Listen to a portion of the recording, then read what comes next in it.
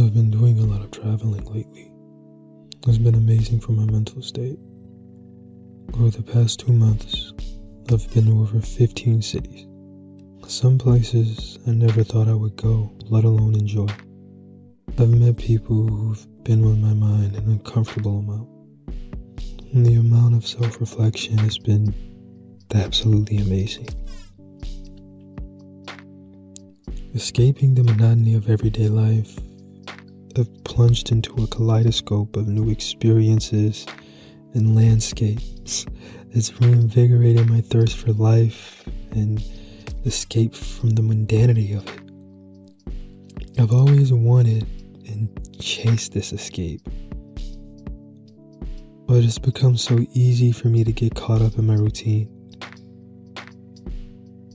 My life has been this grand voyage over the past 2 months. A journey that's been as much about traversing the physical world as it has been about navigating the inner landscapes of my mind. Breaking free from the shackles of this mundanity I run from, I dived headfirst into these novel experiences. My work habits have been great, and as I've juggled the actual work for my contract, I've also worked on my own businesses.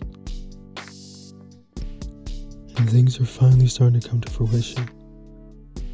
All the things we've hoped for years and other things we worked for are appearing in front of our eyes at light speed. I've been riding this long wave of euphoria. It's been nothing short of exhilarating.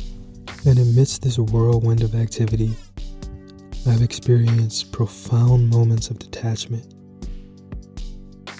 As I've performed tasks, it's been as if I've been observing myself from a distance, a spectator to my own life, a watcher. This detachment has allowed me to witness my decision-making process in action, experiencing the immediate consequences of those choices for the first time.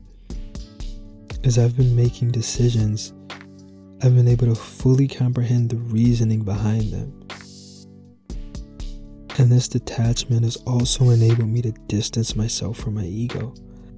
In the past, it was challenging to connect the outcomes of my decisions to their origin, as the ripple effect would only become apparent much later.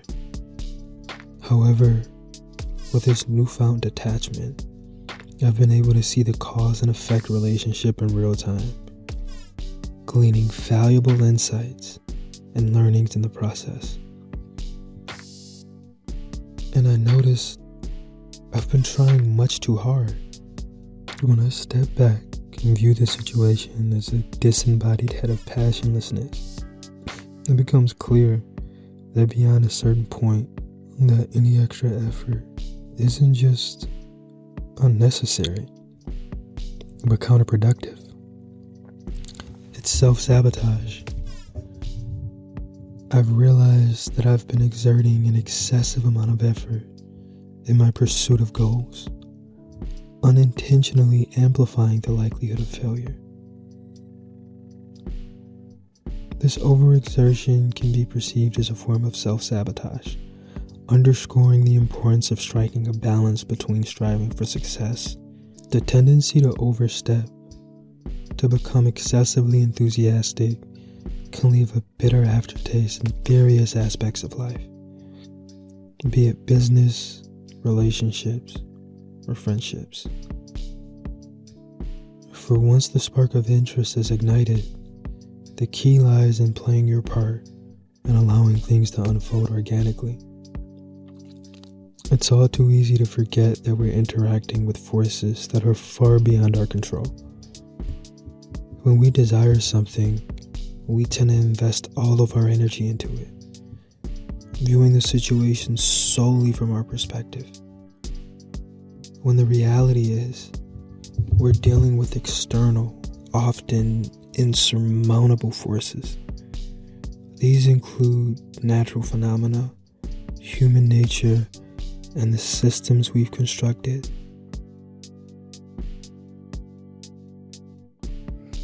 Throughout history, humanity has been a grand architect, constructing intricate systems like business, government, relationships, and society. These systems have taken on a life of their own.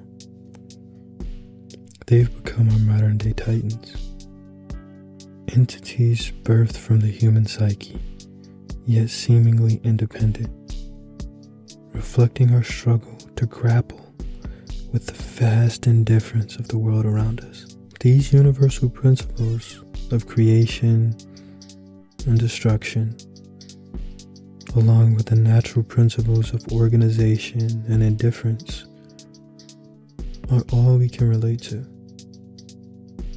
As we're born in this cosmic system of death and renewal. This is why the systems we create mirror this. They fall into this neat hierarchy of self-governance. Everyone naturally plays their role, and the system continues, no matter what the action is of individuals.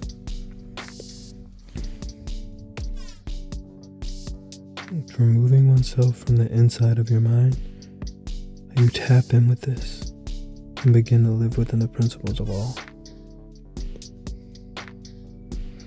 As I delved into the self-sabotage and the thought process behind it, I began to think of where it came from. I realized it's a part of the human condition. We want to control things outside of our control. And if we relate to the oldest tales of humanity, it's about humans and their ignorance to fight against the greatest power known to them. Take Adam and Eve. They had all the splendors of the world, and all was taken care of for them. A bite from the apple of self-sabotage rendered them blind, naked, and afraid in the garden that once comforted them. These myths are the most ancient form of human thought, something that represents the collective unconsciousness, and parables that provide us a wealth of information on endless topics.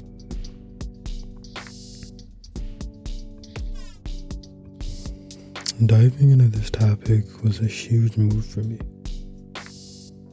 It was a hard truth I had to face.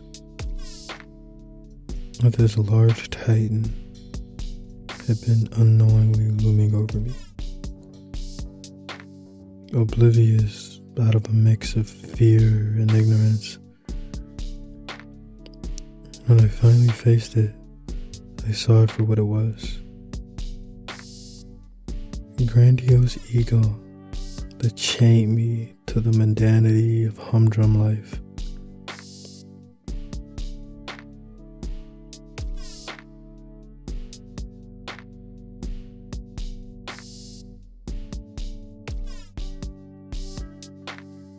Find my goals and understand that there's a way to accomplish them, no matter what they are. We're all a part of the collective human psyche. Meaning, we consciously know how to do whatever we wish. It's about getting outside of our own head and focusing on what that is. Human nature is fairly stagnant. It's existed for hundreds of thousands of years, and is told to us via myths and taught to us every day via our interactions with others.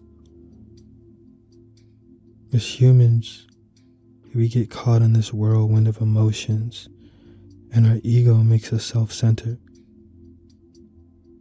Shall we surrender this egotistical thought, then we would have access to the collective mind of all. For human nature is inside each one of us. Though this was on my mind, doing it was fairly difficult. I found myself going back to the creature comforts and trying to slip back into the state of repetitiveness. The only way I found to break this was a complete branch from the mundanity, doing actions that shocked my mind, so I no longer identify with my routine. This shock allowed me to see the world in a different manner and alter chances for me to alter my behavior. I'm a huge philosophy nerd, and one of my favorite philosophers is Camus. Camus was a moody French philosopher that popularized absurdism. The principle of absurdism has been a defining part of my artistic and general life. It's been extremely helpful in getting me to think outside the box and be involved in several of the ventures I am now. Camus' absurdism offered a respite from the mundane, a beacon for those who yearn for a break from the ordinary. His philosophy is driven by a deep-seated fear of the mundane and the belief in embracing absurdity as a tool to shatter the barriers of conventional society. And as I comb through his work to get a push of needed absurdism into my life, I found myself constantly coming back to his essay about Sisyphus. Sisyphus is a figure from Greek mythology, and Sisyphus was notorious for his self-aggrandizing craftiness. The story I'll be speaking about involves his punishment in the afterlife. He was condemned to eternally roll a boulder up a hill in the underworld, and each time he neared the top, the weight of the stone would cause him to lose control, making the boulder roll back down the hill. And he was forced to repeat this task endlessly, making his punishment known as the Sisyphean task, a symbol of futile effort and eternal frustration.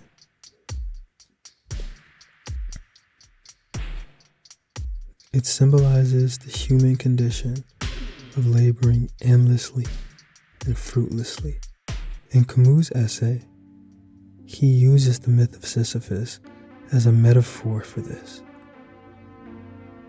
He sees Sisyphus' eternal task as a symbol of the human struggle to find meaning and purpose despite its inherent absurdity. Camus delves deeply into the story of Sisyphus, offering profound insights. He spoke about the absurdity of existence, and despite the absurdity, Camus argued that Sisyphus finds meaning and purpose through his rebellious spirit. By fully accepting his fate and embracing the struggle, Sisyphus defied the gods and asserted his autonomy. This act of rebellion became a powerful affirmation of humanity's freedom and resilience in the face of absurdity. These two juxtaposing points represents what absurdism is all about. Camus also explored hope in Sisyphus' situation. As the boulder perpetually rolls back down the hill, there is no prospect of success or relief for Sisyphus. However, Camus suggests that it's precisely in this absence of hope that the struggle, the effort, and the determination put forth by Sisyphus are what gives life its value. The act of rolling the boulder becomes a metaphor for the constant pursuit of meaning, even in the face of an inherently meaningless existence. And he concluded his essay by presenting Sisyphus as an absurd hero. Despite the futile task, Sisyphus remained resilient, defiant, and unyielding. By choosing to embrace his faith, he transcends his suffering and finds a form of fulfillment in his very act of rebellion. Sisyphus becomes a symbol of the human capacity to create meaning and purpose in the face of absurdity.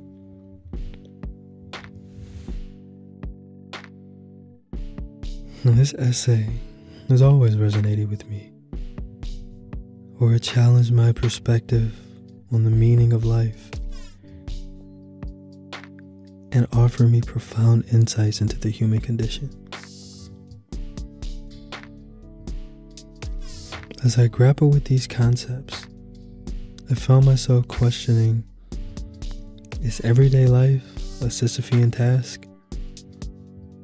And by going through the mundanity of every day, am I pushing the boulder up the hill only for it to fall down again? Be forever pushing your eternal rock against the force of gravity. And shall you wish the rock to be atop the hill, and you shall find another way.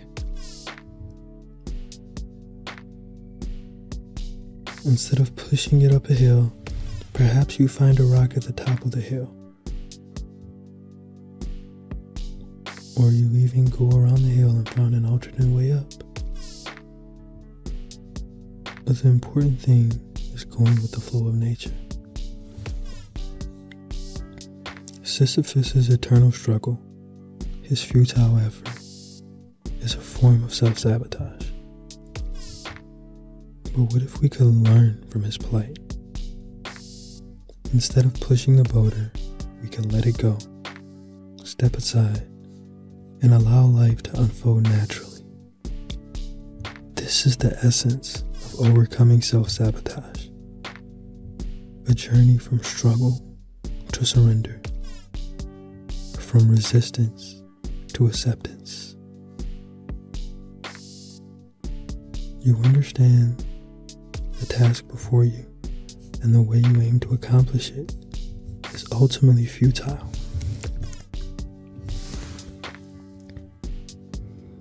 You let your ego step aside, and you do the unconventional.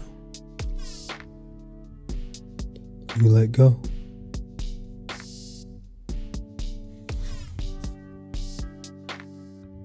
And letting go leads us to the Tao. The Tao is the central base of Taoism. It comes from the Tao Te Ching. Now, Tao, also known as the Tao, means the way.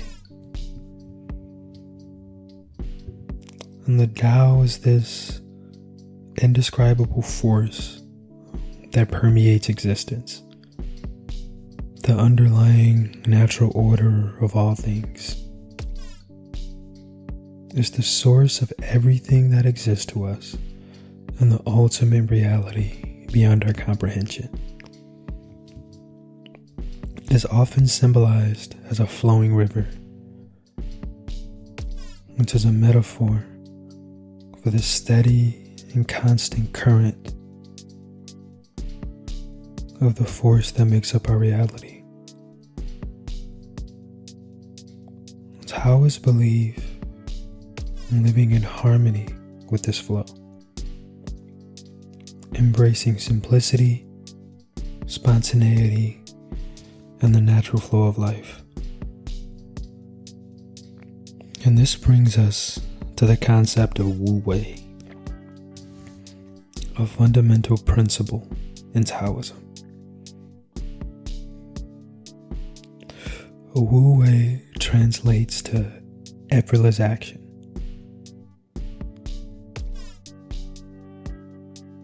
is not about idleness or avoiding tasks, but rather aligning yourself with the natural flow of those tasks without forcing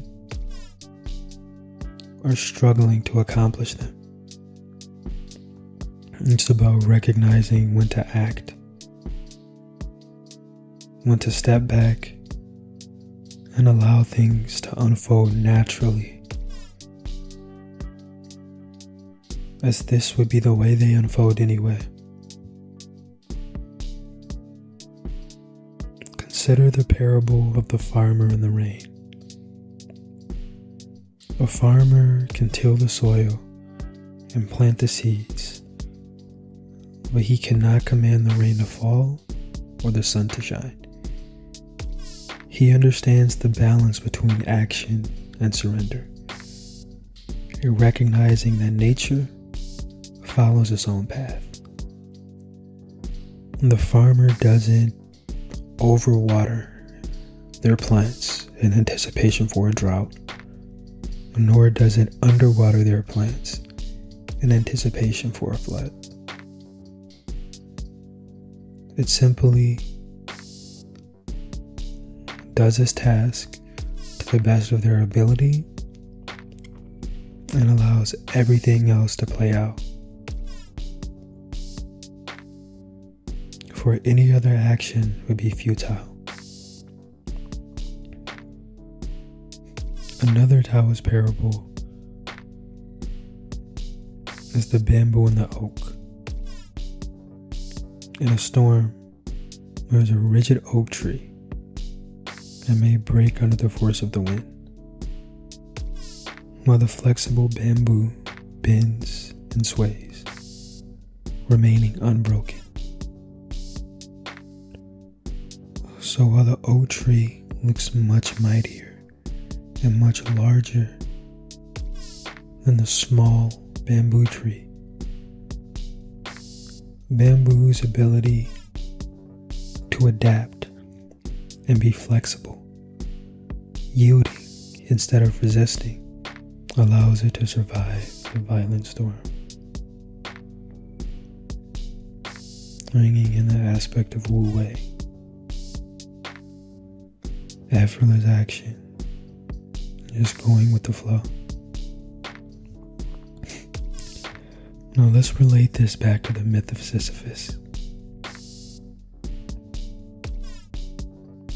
Like Sisyphus, we often find ourselves caught in the repetitive task of everyday life, pushing our own boulders up the hill. But by allowing the boulder to fall, stepping back, and letting go, we can learn a different way to address this. We can navigate life's challenges with grace and ease, aligning ourselves with the natural flow and finding harmony in the midst of chaos. In the grand tapestry of life, we are but threads, weaving our own stories as we journey through the world. And let us remember with the currents of life to embrace the wisdom of Wu Wei, to find joy in the journey no matter where it may lead us. This is similar to what Camus said about Sisyphus finding peace in his desire to be a rebel. And as I navigate back to my own journey, I'm understanding how I find peace in it. And understanding that no matter where I am, I can tap into this natural flow and find genuine happiness. And while I find it difficult in modern day life, as I think a sort of neuroticism is impregnating us all,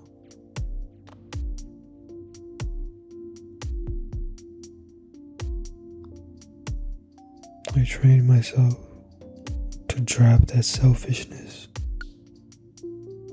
brought upon us by the advent of personal computers, social media, and the individualized feed that's given us a world of our own. I'm making a conscious effort to step into the reality of everyone rather than staying confined